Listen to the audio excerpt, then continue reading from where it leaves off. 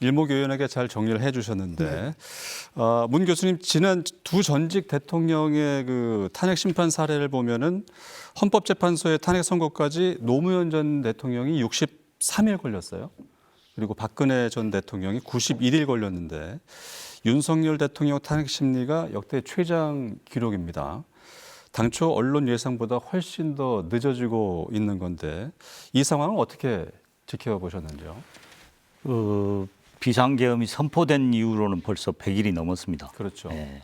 그래서 사실은 이번 윤 대통령 계엄 선포에 관한 쟁점은 사실 명확하거든요. 네. 그래서 비상계엄 선포하고 군을 동원해서 국회와 선관위에 들어간 이 행위가 헌법과 법률에 반하느냐 아니냐를 따지는 거기 때문에 쟁점은 그렇게 복잡한 쟁점은 아닙니다. 네. 근데 이제 살아서 지난주에 결정을 늦어도 했었으면 좋았는데 지금 좀 길어지는데요.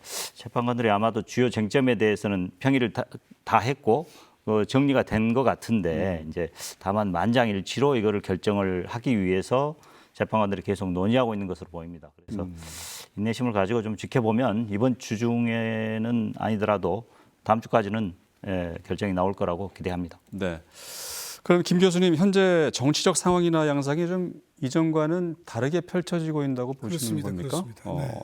어떤 점들이 다른지 뭐 다양한 반응 또 말씀해 주실까요? 네. 이제 우리나라에서 이번까지 3번의 대통령 탄핵이 이제 있었죠. 첫 번째 경우에는 노무현 대통령 시절이었는데 그때는 가능하다면 열린 우리당이 선거에서 이길 수 있도록 도와주고 싶다. 이렇게 말한 게 정치적 중립 의무 위반이라고 해서 탄핵이 추진됐어요. 네. 지금 생각해 보면 호랭이 담배 먹던 시절 얘기 같아요. 네, 뭐 이 정도 가지고서도 이제 탄핵을 했으니까요.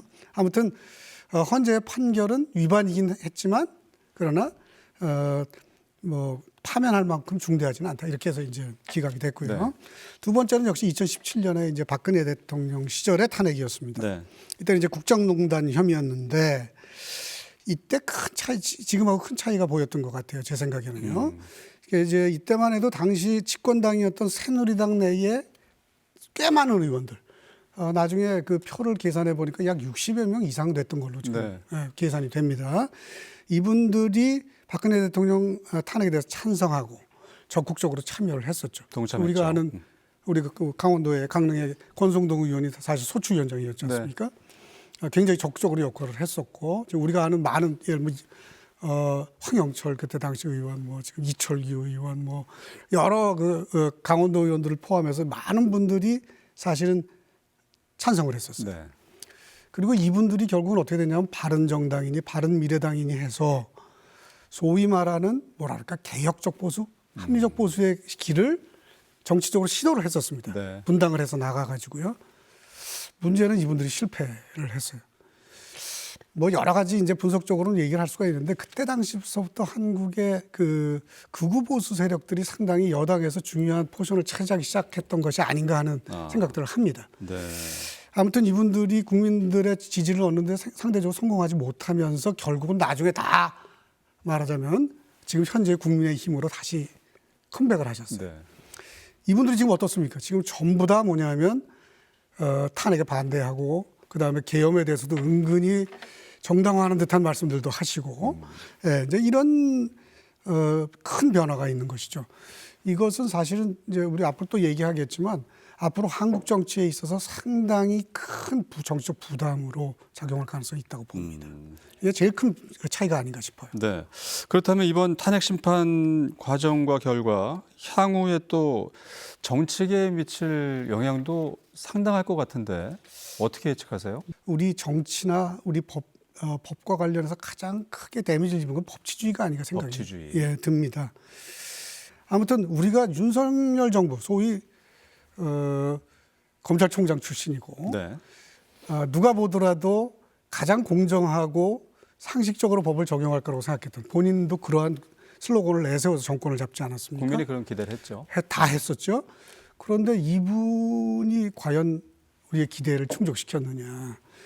뭐 우리가 지금 그 탄핵 사태를 중심으로 이야기를 하고 있긴 하지만 사실은 윤석열 정부가 들어오고 난 다음에 2년 반 정도 탄핵 사태가 있기까지 2년 반 정도의 통치 기간에 과연 어떤 일이 있었느냐를 우리가 좀 같이 생각해 볼 필요가 있는 것이죠. 네.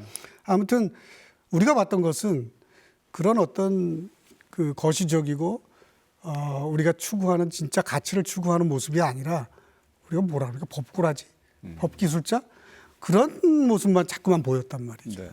그래서 법 조항의 작은 것을 가지고 자기의 이익을 챙겨가는 이제 이런 모습을 주로 봤기 때문에 이제 최근에 와서는 그 특히 우리가 이제 우려스러운 것이 뭐냐면 정치는 법을 만드는 것이잖아요. 네. 국회의원들이.